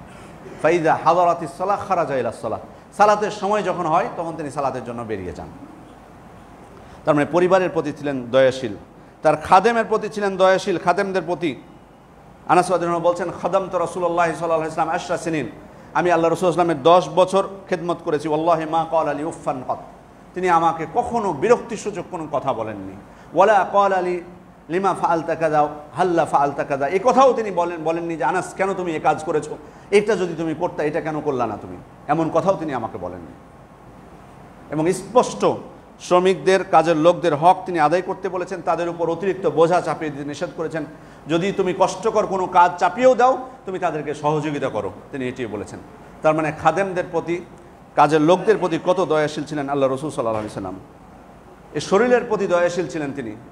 মক্কা বিজয়ের দিন যখন সাহাবা ইকরাম, তিনি এবং সাহাবা ইকরাম সবাই ক্লান্ত হয়ে গেলেন, সিয়াম অবস্থায় ছিলেন, আল্লাহ রাসূল সাল্লাল্লাহু আলাইহি ওয়াসাল্লাম তিনি নিজে সিয়াম ভঙ্গ করলেন এবং সাহাবা ইকরামকে আদেশ করলেন। যারা সিয়াম ভঙ্গ করেনি তাদেরকে উদ্দেশ্য করে বললেন, উলাইকাল উসা উলাইকাল উসার, তারা হচ্ছে অবাধ্য, তারা হচ্ছে অবাধ্য। এটা কি কারণ? শরীরের প্রতি দয়াশীল ছিলেন তিনি। এবং যে সমস্ত সাহাবা ইকরাম, কয়েকজন সাহাবা ইকরাম থেকে এমন ঘটনা বর্ণিত হয়েছে যে তারা সারা রাত সালাত আদায় করতেন, প্রতিদিন তারা সিয়াম পালন করতেন। আল্লাহ রাসূল সাল্লাল্লাহু আলাইহি ওয়াসাল্লাম তাদেরকে লক্ষ্য করে বলেছিলেন, ইন্নালি জাসাদিকা আলাইকা হক, তোমার উপর তোমার শরীরের অধিকার রয়েছে। এই শরীরের প্রতি তিনি ছিলেন দয়াশীল। তিনি শুধুমাত্র মানুষের প্রতি দয়াশীল ছিলেন তা না, বরং প্রাণীরাও আল্লাহ রাসূল সাল্লাল্লাহু আলাইহি ওয়াসাল্লামের দয়া থেকে বঞ্চিত হয়নি। আল্লাহ রাসূল সাল্লাল্লাহু আলাইহি ওয়াসাল্লাম একদিন আনসারদের এক বাগানে প্রবেশ করলেন, তো সেখানে একটা উট ছিল। তা আল্লাহ রাসূল সাল্লাল্লাহু আলাইহি ওয়াসাল্লাম লক্ষ্য করলেন যে উটটা কান্না করতে শুরু করেছে আল্লাহ রাসূল সাল্লাল্লাহু আলাইহি ওয়াসাল্লামকে দেখে। তা আল্লাহ রাসূল সাল্লাল্লাহু আলাইহি ওয়াসাল্লাম এসে ফামাসাহা যিফরাহু ফাসাকাতা, উটের মাথায় হাত দিলেন, তো উটটা তখন চুপে গেল, কান্না বন্ধ করে দিল। আল্লাহ রাসূল সাল্লাল্লাহু আলাইহি ওয়াসাল্লাম এবার ডাক দিচ্ছেন, মান রব্বু হাযাল জামাল লিমান হাযাল জামাল, এই উটের মালিককে, এই উটটা কার? একজন আনসারী এসে বলছেন, আনসারী এক যুবক, আল্লাহ রাসূল লি ইয়া রাসূলুল্লাহ, আল্লাহ রাসূল এই উটটা হচ্ছে আমার। তখন আল্লাহ রাসূল সাল্লাল্লাহু আলাইহি ওয়াসাল্লাম তাকে বলছেন, আফালা তাত্তাকিল্লাহা ফি হাযিহিল বাহিমাতিল্লাতী মাল্লাকাকাল্লাহু ইয়াহা, যে এই চতুষ্পদ জন্তু, অবলা চতুষ্পদ জন্তুকে আল্লাহ তাআলা তোমার মালিকানাধীন করেছেন, এর ব্যাপারে তুমি আল্লাহকে ভয় করবে না? ফাইন্নাহু শাকা ইলাইয়া আন্নাকা তুজিউহু ওয়া তুদইবুহু, এই উট আমার কাছে অভিযোগ করেছে যে তুমি তাকে ক্ষুধার্ত রাখো এবং তাকে কষ্ট দাও, তুমি তাকে খাবার দাও না। তাহলে আল্লাহ রাসূল সাল্লাল্লাহু আলাইহি ওয়াসাল্লাম এই প্রাণীর প্রতি দয়াশীল ছিলেন। কত ঘটনা আছে, বিড়ালের ঘটনা তো আমরা জানি, বিড়ালকে কষ্ট দেওয়ার কারণে জাহান্নামে যেতে হয়েছে। কুকুরকে পানি পান করার কারণে তার পাপ ক্ষমা করে দেওয়া হয়েছে। আরও অনেক ঘটনা আছে। সম্মানিত উপস্থিতি, প্রাণীর অঙ্গহানি, প্রাণী জবাই করে যেগুলো আমাদের জন্য খাওয়া হালাল, আমরা সেগুলোকে খেতে পারবো, হালাল করা হয়েছে, কিন্তু কোনো প্রাণীর অঙ্গহানি করা এটা আমাদের জন্য জায়েজ করা হয়নি। এটা আল্লাহ রাসূল সাল্লাল্লাহু আলাইহি ওয়াসাল্লাম স্পষ্টভাবে বলেছেন যে আল্লাহ তাআলা লানত করেছেন যারা এই প্রাণীর অঙ্গহানি করে। তাহলে বুঝতে হবে যে আল্লাহ রাসূল সাল্লাল্লাহু আলাইহি ওয়াসাল্লামের দয়া থেকে প্রাণীরাও বঞ্চিত হয়নি।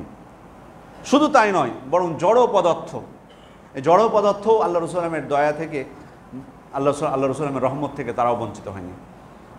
খেজুরের একটা খুঁটি ছিল, আল্লাহ রাসূল সাল্লাল্লাহু আলাইহি ওয়াসাল্লাম সেটাতে হেলান দিয়ে খুতবা দিতেন। তার জন্য যখন মেম্বার তৈরি করা হলো কাঠের, তা আল্লাহ রাসূল সাল্লাল্লাহু আলাইহি ওয়াসাল্লাম একদিন কাঠের মেম্বারে খুতবা দিচ্ছেন, তো এই খেজুরের এই খুঁটিটা কাঁদতে শুরু করেছে। সাহাবা ইকরাম বলছেন যে আমরা কান্নার শব্দ শুনেছি। আল্লাহ রাসূল সাল্লাল্লাহু আলাইহি ওয়াসাল্লাম মেম্বার থেকে নেমে তাকে বুকে জড়িয়ে ধরলেন এই খুঁটিটাকে। সাহাবী বলছেন, ফাজাআলাত তাইন্নু আনিনাস সাবি আল্লাযী ইউসাক্কাত, সে এমনভাবে ফুফিয়ে ফুফিয়ে কাঁদছিল যেমনভাবে ছোট বাচ্চাকে কান্না থামানোর সময় যখন আপনি কান্না থামানোর চেষ্টা করবেন তখন যেভাবে ফুপিয়ে ফুপিয়ে কাঁদে, এই খেজুরের এই কাণ্ড বা এই খুঁটিটাও তখন ফুপিয়ে ফুপিয়ে কাঁদছে। হাত্তা ইস্তাকার রাত, এরপর থেমে গেল। তাহলে দেখুন আল্লাহ রাসূল সাল্লাল্লাহু আলাইহি ওয়াসাল্লাম নেমে এসে তাকে বুকে জড়িয়ে ধরেছেন। তার মানে জড় পদার্থ, এই জড় পদার্থও কিন্তু এই খুঁটি একটা সামান্য ছিল, সেটাও আল্লাহ রাসূল সাল্লাল্লাহু আলাইহি ওয়াসাল্লামের দয়া থেকে বঞ্চিত হয়নি। আল্লাহ রাসূল সাল্লাল্লাহু আলাইহি ওয়াসাল্লাম যখন বাইরে থেকে আসতেন, মদিনার বাইরে কোনো সফরে গেলে, তখন দূর থেকে মদিনায় প্রবেশের আগে যখন উহুদ পাহাড়কে তিনি দেখতেন, তখন তিনি বলতেন হাযা জাবালুন ইউহিব্বুনা ওয়া নুহিব্বুহু, এটা হচ্ছে উহুদ পাহাড়, এই উহুদ পাহাড় আমাদেরকে ভালোবাসে, আমরাও এই উহুদ পাহাড়কে ভালোবাসি।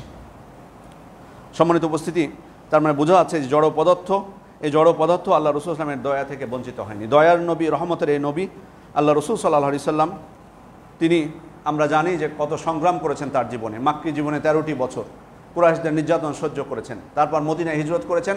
মদিনায় হিজরত করেও শান্তি পাননি। এই কাফেররা, কুরাইশরা তার উপর যুদ্ধের পর যুদ্ধ চাপিয়ে দিয়েছে। বদরের যুদ্ধ, উহুদের যুদ্ধ, খন্দকের যুদ্ধ, পরবর্তীতে খাইবারের যুদ্ধ, তাবুকের যুদ্ধ, মুতার যুদ্ধ।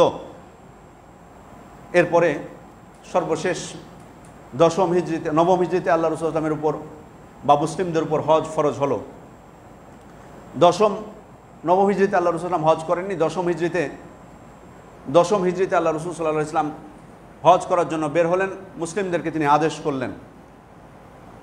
এই দশম হিজরি থেকেই হজে বের হওয়ার আগেই আল্লাহ রাসূল সাল্লাল্লাহু আলাইহি ওয়াসাল্লাম যখন মুআয ইবনে জাবাল রাদিয়াল্লাহু আনহুকে তিনি ইয়ামানে পাঠাচ্ছিলেন দাওয়াতের জন্য, তখন তিনি তাকে উপদেশ দিচ্ছিলেন এবং তাকে একটি কথা বলেছিলেন, ইয়া মুআয আসা আল্লাহ তালকানি বা'দা আমি হাদা, অর্থাৎ মুআয তুমি যাচ্ছ ইয়ামেনে, তোমাকে আমি পাঠাচ্ছি, কিন্তু ইয়ামেন থেকে ফেরার পর হয়তো তুমি আমার আর সাক্ষাৎ পাবে না। ফালাআল্লাকা আন তামুররা বিমসজিদি ওয়া কবরি, হয়তো তুমি আমার এই মসজিদ এবং আমার কবরের নিকট দিয়ে অতিক্রম করবে। আল্লাহ রাসূল সাল্লাল্লাহু আলাইহি ওয়াসাল্লামের এই বক্তব্য শুনেও মুআয ইবনে জাবাল রাদিয়াল্লাহু আনহু অঝরে কাঁদতেছিলেন, কারণ তিনি বুঝতে পেরেছেন আল্লাহ রাসূল সাল্লাল্লাহু আলাইহি ওয়াসাল্লাম কি ইঙ্গিত দিচ্ছেন। এটি ছিল বিদায় হজে বের হওয়ার আগে। বিদায় হজে যাওয়ার পর সেখানেও আল্লাহ রাসূল সাল্লাল্লাহু আলাইহি ওয়াসাল্লামের বিভিন্ন বক্তব্য থেকে সাহাবায়ে কেরাম বুঝতে পারেন যে তিনি হয়তো এই দুনিয়াতে আর বেশি দিন থাকবেন না। তিনি বারবার বলছিলেন আলা হাল বাল্লাগতু, আমি কি তোমাদের কাছে পৌঁছে দিতে পেরেছি কিনা। তিনি বলেছিলেন লা আল্লি লা আহুজ্জু বা'দা হাজ্জাতি হাদা, আমি হয়তো এরপরে তোমাদের সাথে আর হজ করতে পারবো না। অথবা লা আল্লি লা আলকাকুম বা'দা আমি হাদা, এরপরে হয়তো তোমাদের সাথে আমার আর কোনো সাক্ষাৎ হবে না। এভাবে আল্লাহ রাসূল সাল্লাল্লাহু আলাইহি ওয়াসাল্লাম নানা কথা তাদেরকে বলছিলেন। এরপরে তো 12ই জিলহজে তার উপর নাজিল হলো সূরাতুন নাসর, ইযা জাআ নাসরুল্লাহি ওয়াল ফাতহু, যখন আল্লাহর সাহায্য এবং বিজয় চলে আসবে। ওয়া রাআইতান নাস ইয়াদখুলুনা ফি দীনিল্লাহি আফওয়াজা, মানুষকে আপনি দেখবেন তারা দলে দলে ইসলামে প্রবেশ করছে, তখনই আপনি বুঝে নেবেন যে আপনার সময় শেষ। ফাসাব্বিহ বিহামদি রাব্বিকা ওয়াস্তাগফিরু, অতএব আপনি আপনার রবের প্রশংসায় তার তাসবিহ পাঠ করুন এবং তার কাছে ক্ষমা প্রার্থনা করুন। এই সূরা নাজিল হওয়ার মাধ্যমে ইবনে আব্বাস রাদিয়াল্লাহু আনহু বলছেন যে আল্লাহ রাসূল সাল্লাল্লাহু আলাইহি ওয়াসাল্লামকে আল্লাহ তাআলা তার মেয়াদ যে দুনিয়াতে শেষ সেটা তিনি জানিয়ে দেন। তারপর তো ফিরে আসলেন। তারপরে আল্লাহ রাসূল সাল্লাল্লাহু আলাইহি ওয়াসাল্লাম তার মৃত্যুর কিছুদিন পূর্বে তিনি অসুস্থ হয়ে গেলেন এবং প্রচণ্ড অসুস্থ। এই অসুস্থতার মধ্যেও তিনি মসজিদে সালাত আদায় করতেন। সর্বশেষ যে সোমবারে তিনি মারা যাচ্ছেন তার আগের বৃহস্পতিবার তিনি মাগরিবের সালাত আদায় করেছিলেন জামাতের সাথে। তারপরে তিনি এশার জামাতে যখন বারবার যাওয়ার চেষ্টা করছিলেন, বারবার তিনি অজ্ঞান হয়ে পড়ে যাচ্ছিলেন, তিনি আজ যেতে পারছিলেন না। যখন তার জ্ঞান ফিরছিল তিনি আয়েশা রাদিয়াল্লাহু আনহাকে জিজ্ঞেস করছিলেন আসাল্লান নাস, লোকেরা কি সালাত আদায় করেছে, মানে এশার সালাত কি তারা পড়ে নিয়েছে। তা আয়েশা রাদিয়াল্লাহু আনহা বারবার জবাব দিয়েছিলেন লা হুম ইয়ানতাযিরুনাকা ইয়া রাসূলুল্লাহ, আল্লাহ রাসূল তারা সালাত এখনও পড়েনি, তারা আপনার জন্য অপেক্ষা করছেন। কারণ যে প্রিয় রাসূলের পিছনে এতদিন সালাত আদায় করেছেন তারা তো মানতে পারছেন না এটা যে তার পিছনে সালাত আদায় করতে পারবেন না, তার জন্য অপেক্ষা করছেন। আল্লাহ রাসূল সাল্লাল্লাহু আলাইহি ওয়াসাল্লাম আবার যাওয়ার চেষ্টা করলেন না, পারলেন না, আবার তিনি পড়ে গেলেন, আবার তার তাপমাত্রা বৃদ্ধি পেল, আবার চেষ্টা করলেন। 3 বার এমন হয়েছে, বারবার তিনি যখন জ্ঞান ফিরছিলেন জিজ্ঞেস করছিলেন যে মানুষ সালাত আদায় করে নিয়েছে কিনা। পরবর্তীতে শেষ পর্যন্ত বাধ্য হয়ে আবু বকর রাদিয়াল্লাহু আনহুকে আদেশ করলেন, তিনি সালাত আদায় করলেন সবাইকে নিয়ে, তার ইমামতিতে সবাই সালাত আদায় করলেন। এরপরে মারা যাওয়ার সম্ভবত 1 দিন আগে বা 2 দিন আগে তিনি মসজিদে গেছিলেন এবং সাহাবায়ে কেরামকে উদ্দেশ্য করে তিনি বলেছিলেন যে আল্লাহর এক বান্দাকে আল্লাহ তাআলা ইখতিয়ার দিয়েছেন, এই দুনিয়ার এই ধন সম্পদ, এই জৌলুস, সেটা গ্রহণ করবে না আল্লাহ তাআলার কাছে যেটা আছে সেটা সে গ্রহণ করবে। তো ওই বান্দা আল্লাহ তাআলার কাছে যেটা আছে সেটা গ্রহণ করার ইচ্ছা পোষণ করেছে। এই কথা যখন আল্লাহ রাসূল সাল্লাল্লাহু আলাইহি ওয়াসাল্লাম বলেছেন, আবু বকর রাদিয়াল্লাহু আনহু কাঁদতে শুরু করেছেন। সাহাবায়ে কেরাম ওনারা আবার এটাকে নিয়ে বলছেন যে কেউ বলছেন যে এই কাঁদছে কেন, আল্লাহ রাসূল সাল্লাল্লাহু আলাইহি ওয়াসাল্লাম কোন বান্দার কথা বলছেন আর আবু বকর কাঁদতেছে। কিন্তু পরবর্তীতে আল্লাহ রসুল আসলাম যখন মারা গেলেন তখন বুঝতে পারলেন যে আবু বকর রাদিয়াল্লাহু আনহু কত জ্ঞানী ছিলেন। তিনি বুঝতে পেরেছিলেন আল্লাহ রসুল আসলাম তার নিজের কথাই বলতেছেন। এরপরে তো যেদিন মারা যাচ্ছেন তিনি সোমবারে, সেদিন ফজরের সময় আল্লাহ রসুল আসলাম তার হুজরার পর্দা সরিয়ে সাহাবা একরাম তখন আবু বকর রাদিয়াল্লাহু আনহু ইমামতিতে সালাত আদায় করছেন। শেষ ফরজ সালাত আল্লাহ রসুল আসলাম দেখতে পাচ্ছেন, সাহাবা একরাম আদায় করছেন। তো তিনি তাদেরকে দেখে মুচকি হেসেছিলেন। অর্থাৎ আল্লাহ রসুল আসলাম দুনিয়া ছেড়ে চলে যাবেন, কিন্তু দুনিয়া ছেড়ে যাওয়ার আগে তিনি দেখে যাচ্ছেন যে সাহাবা একরাম জামাতের সাথে সালাত আদায় করছেন, খুশি হয়েছেন। সাহাবা একরাম অবশ্য ভেবেছিলেন যে আল্লাহ রসুল আসলাম মনে হয় যাবেন মসজিদে। পরবর্তীতে আল্লাহ রসুল আসলাম আর যেতে পারেননি। তিনি মৃত্যুর আগে অনেক উপদেশ দিয়েছেন, তার মধ্যে একটা কথা বারবার বলতেন, আসসালা আসসালা ওমা মালাকাতে ইমানুকুম, সালাত সালাত এবং তোমাদের অধিকারভুক্ত দাসীকুম। এরপরে ফাতিমা রাদিয়াল্লাহু আনহাকে ডাক দেন, উপদেশ দেন। মৃত্যুর আগে আল্লাহ রসুল আসলাম, আয়েশা রাদিয়াল্লাহু আনহা বলছেন যে আল্লাহ রসুল আসলাম আমার কোলে মাথা দিয়ে রেখেছিলেন। এটা আমার সৌভাগ্য যে আল্লাহ রসুল আসলামের যেদিন মারা যান তিনি আমার ঘরেই মারা গেছেন, আমার পালার দিন এবং আমার কোলে মাথা রেখে। এবং শুধু তাই নয়, মৃত্যুর আগে আমার লালার সাথে তার লালা একত্রিত হয়েছে। কিভাবে? সেই মুহূর্তে আবু বকর রাদিয়াল্লাহু আনহুর ছেলে আব্দুর রহমান একটা মেসোয়াক নিয়ে প্রবেশ করেছিলেন ওই ঘরে। তা আল্লাহ রসুল আসলাম ওই মেসোয়াকটার দিকে তাকিয়েছিলেন। তা আয়েশা রাদিয়াল্লাহু আনহা ইশারা করলেন, আল্লাহ রসুল আপনি কি মেসোয়াক করতে চান? তো ইশারা করলেন হ্যাঁ। তো মেসোয়াকটা শক্ত ছিল, তিনি চিবাতে পারছিলেন না। তা আয়েশা রাদিয়াল্লাহু আনহা তখন মেসোয়াকটা চিবিয়ে আল্লাহ রসুল আসলামকে দিয়েছিলেন। এই যে তার লালা এবং আল্লাহ রসুল আসলামের লালা একত্রিত হয়েছিল। সে মেসোয়াকটা করা শেষ হতেই আল্লাহ রসুল আসলাম বলছিলেন, মা আল্লাযীনা আনআমা আল্লাহু আলাইহিম মিনান নাবিয়্যিনা ওয়াস সিদ্দিকিনা ওয়াশ শুহাদা ওয়াস সালিহিন। তিনি আঙ্গুল উঁচু করে বা হাত উঁচু করে এই আয়াতটি পাঠ করতেছিলেন, ইলা রফিকিল আলা বলছিলেন, তারপর হাত নামিয়ে নিলেন, তারপরে দুনিয়া থেকে তিনি বিদায় নিলেন। আল্লাহ রসুল আসলাম মারা গেলেন। আল্লাহ রসুল মারা যাওয়ার পর সাহাবা একরাম, বিশেষ করে ওমর ইবনুল খাত্তাব রাদিয়াল্লাহু আনহু, তারা তো বুঝতেই পারছেন আমাদের প্রিয় মানুষ যদি মারা যায় তাহলে আমরা কত কষ্ট পাই। আল্লাহ রসুল আসলামকে তারা সব কিছু চাইতে বেশি ভালোবাসতেন, দুনিয়ার সব কিছু চাইতে ভালোবাসতেন। এই প্রিয় নবী চলে গেছেন, এটা তাদের কত কষ্টের কারণ হতে পারে। ওমর ইবনুল খাত্তাব তিনি মেনে নিতেই পারছিলেন না, বরং রেগে যাচ্ছিলেন কেউ যদি বলছিল যে আল্লাহ রসুল আসলাম মারা গেছেন। তো আবু বকর রাদিয়াল্লাহু আনহু আসলেন, তিনি দূরে ছিলেন। আল্লাহ রসুল আসলামের তাকে যে ঢেকে দেওয়া হয়েছিল সে চাদর সরিয়ে দিয়ে তিনি তার মাথায় চুমু দিলেন এবং বললেন, তিপ্তা হাইয়ান ও তিপ্তা মাইয়াতান, অর্থাৎ আপনি দুনিয়াতেও যেমন পবিত্র তেমনি আখিরাতেও আপনি পবিত্র, মৃত্যুর পরও আপনি পবিত্র। এরপর লোকদের মাঝে এসে ওমর ইবনুল খাত্তাবকে বললেন যে তুমি ধৈর্য ধরো। তারপর বললেন, মান কানা ইয়াবুদু মুহাম্মাদান ফাইন্না মুহাম্মাদান কদ মাত। হে মানুষেরা, মনে রাখো তোমাদের মধ্যে যারা মুহাম্মদের ইবাদত করতা তারা মনে রাখো যে মুহাম্মদ সাল্লাল্লাহু আলাইহি ওয়াসাল্লাম এখন মারা গেছেন। ওমান কানা ইয়াবুদুল্লাহ ফাইন্নাল্লাহ হাইয়ুন লা ইয়ামুত। আর তোমাদের মধ্যে যারা আল্লাহর ইবাদত করতে মনে রাখো আল্লাহ তাআলা চিরঞ্জীব, তিনি কখনো মরবেন না। এরপর তিনি ওই কোরআনের আয়াত তেলাওয়াত করলেন, ওমা মুহাম্মাদুন ইল্লা রাসূলুন কদ খালাত মিন ক্বাবলিহি রাসূল। মুহাম্মদ সাল্লাল্লাহু আলাইহি ওয়াসাল্লাম আল্লাহ রসুল ব্যতীত কিছুই নয়, তার পূর্বে বহু রাসূল গত হয়েছে। অতএব তিনি যদি মারা যান বা তাকে হত্যা করা হয় তোমরা কি পৃষ্ঠ প্রদর্শন করবে? এই আয়াত যখন তিনি পাঠ করলেন, সাহাবা একরাম বলছেন যে এই আয়াতটা মনে হচ্ছে তখনই নাজিল হলো, আমরা মনে হচ্ছে কোনোদিন শুনি নাই। স্পষ্টত আল্লাহ তাআলা আমাদেরকে বলেছেন যে মুহাম্মদ সাল্লাল্লাহু আলাইহি ওয়াসাল্লাম মারা যাবেন। যাই হোক, পরবর্তীতে তার দাফন সম্পন্ন হলো। এখানে একটা বিষয় আপনাদেরকে সর্বশেষ একটা মাসআলা বলে আমার খুতবা শেষ করব, সেটা হচ্ছে হায়াতুন নবী। অনেকের ধারণা আছে যে আল্লাহ রাসূল সাল্লাল্লাহু আলাইহি ওয়াসাল্লাম জীবিত, এমন আকীদা পোষণ করে। সম্মানিত উপস্থিতি, আল্লাহ রাসূল সাল্লাল্লাহু আলাইহি ওয়াসাল্লাম মারা গেছেন, মারা যাবেন, কোরআনের আয়াত দ্বারা হাদিস দ্বারা স্পষ্ট। সাহাবা একরাম ঐক্যবদ্ধ হয়েছেন। এই বিষয়ে আসলে এর থেকে স্পষ্ট বিষয় আর নেই। এবং আল্লাহ রাসূল সাল্লাল্লাহু আলাইহি ওয়াসাল্লাম যদি জীবিতই থাকতেন তাহলে সাহাবা একরাম কেন তাকে দাফন করলেন? জীবন্ত মানুষকে কি তারা দাফন করেছিলেন?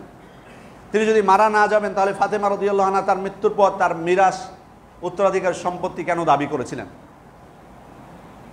কেন সাহাবা একরামকে খলিফা নির্বাচন করতে হলো? তিনি যদি জীবিতই থাকবেন, প্রয়োজন তো ছিল না। আল্লাহ রাসূল সাল্লাল্লাহু আলাইহি ওয়াসাল্লাম তো জীবিত, তাহলে খলিফা কেন নির্বাচন করতে হবে? হ্যাঁ, আপনি যদি বলেন যে কবরে জীবিত, বারজাকি জীবনে তিনি জীবিত আছেন, হাদিস দ্বারা প্রমাণিত। শুধু আমাদের নবী না, প্রত্যেক নবী, আল আম্বিয়া ও আহিয়া ফি কুবুরিহিম, প্রত্যেক নবী কবরে জীবিত আছেন, এটা স্পষ্ট হাদিস দ্বারা প্রমাণিত। কিন্তু এর অর্থ এটা না যে আমাদের জীবনের মতো তার জীবন। তারা সালাত আদায় করেন, এটার অর্থ না যে আমাদের মতো তার সালাত না। কখনো এই দুনিয়ার জীবনের সাথে বারজাকি জীবনকে তুলনা করা যাবে না। আপনি যদি বলেন যে আমাদের মতোই তিনি জীবিত, তাহলে আপনি এই দুনিয়ার জীবনের সাথে আপনি তুলনা করে ফেললেন। তো শহীদদের ক্ষেত্রেও তো বলা হয়েছে যে তারা মারা যায় না, তারা জীবিত। তাদের কথা আপনি কি বলবেন? তার মানে তারা বারজাকি জীবনে জীবিত, অবশ্যই আমরা এই আকীদা পোষণ করি। তারা কবরে জীবিত, এটা অবশ্যই আমরা আকীদা পোষণ করি, কিন্তু কখনোই এই তার প্রকৃতিটা কেমন আমরা দুনিয়ার জীবনের সাথে এটা কখনোই এক করি না। কারণ সেটা বারজাকি জীবনে কিভাবে তারা জীবিত আছেন আমরা বিশ্বাস করি জীবিত আছেন, কিন্তু তার রূপটা কি এটা আমরা কেউ বলতে পারবো না। সেজন্য দুনিয়ার জীবনের সাথে তুলনা করা এটা বোকামি ছাড়া কিছুই নয়। এই জন্য আমরা আকীদা পোষণ করি আল্লাহ রাসূল মারা গেছেন, তার জীবিত হওয়ার যে বিষয়টি সেটি বারজাকি জীবনে জীবিত হওয়া, সেটার কাইফিয়াত, সেটা কিভাবে জীবিত আছেন সে বিষয়ে আমাদের ধারণা নেই। এ কারণে হায়াতুন নবী সংক্রান্ত যে আকীদা এটা অবশ্যই দিনের মধ্যে নতুন একটি সৃষ্টি, এবং এই ভ্রান্ত আকীদাকে কেন্দ্র করে বহু শিরক এবং বিদাত আবিষ্কৃত হয়েছে। অতএব এই বিষয়ে আমাদের সতর্ক থাকতে হবে। আল্লাহ তাআলা আমাদেরকে হেফাজত করুন এবং বিভিন্ন প্রকার ভ্রান্ত আকীদা থেকে আমাদেরকে রক্ষা করুন। আকুলু কওলি হাযা ওয়া আস্তাগফিরুল্লাহ লি ওয়া লাকুম ওয়া লিজামিল মুসলিমিনা মিন কুল্লি যামবিন ফাস্তাগফিরুহু ওয়া তুবু ইলাইহি ইন্নাহু হুয়াত তাওয়াবুর রহিম।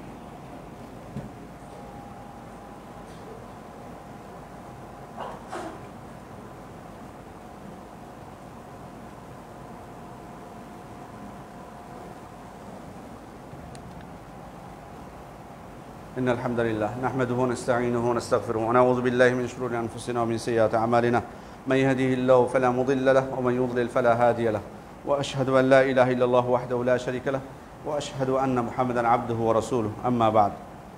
সম্মানিত মুসল্লিবৃন্দ, আল্লাহ রাসূল সাল্লাল্লাহু আলাইহি ওয়াসাল্লামের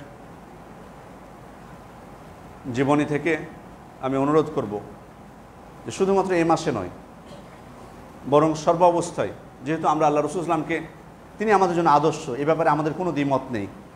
তো যিনি আমাদের আদর্শ তার সম্পর্কে যদি আমরা না জানি তাহলে কিভাবে আমরা তাকে আদর্শ হিসেবে গ্রহণ করব? তিনি কেমন ছিলেন, তার দিন কিভাবে পালন করেছেন, তার দাম্পত্য জীবন কেমন ছিল, সন্তান সন্ততিদের সাথে তিনি কেমন ছিলেন, ইহুদিদের সাথে কেমন ছিলেন, প্রতিবেশীদের সাথে কেমন ছিলেন, কাফেরদের সাথে কেমন ছিলেন, এই বিষয়গুলো যদি আমরা না জানি তাহলে আমরা আমাদের জীবন চলার পথে তাকে আদর্শ হিসেবে কিভাবে গ্রহণ করব? তার মানে রাসূলের জীবনীটা অধ্যয়ন করাটা আমাদের জন্য খুব জরুরি একটা বিষয় মুসলিম হিসেবে।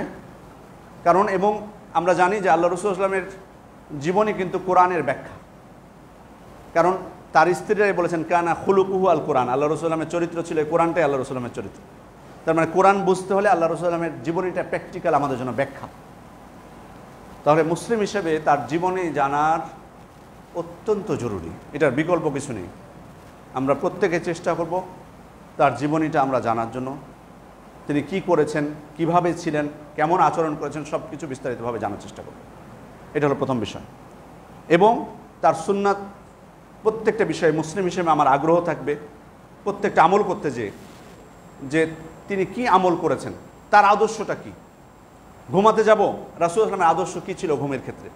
ঘুম থেকে উঠবো, রাসূল সাল্লাল্লাহু আলাইহি ওয়াসাল্লামের আদর্শ কী ছিল ঘুম থেকে ওঠার ক্ষেত্রে।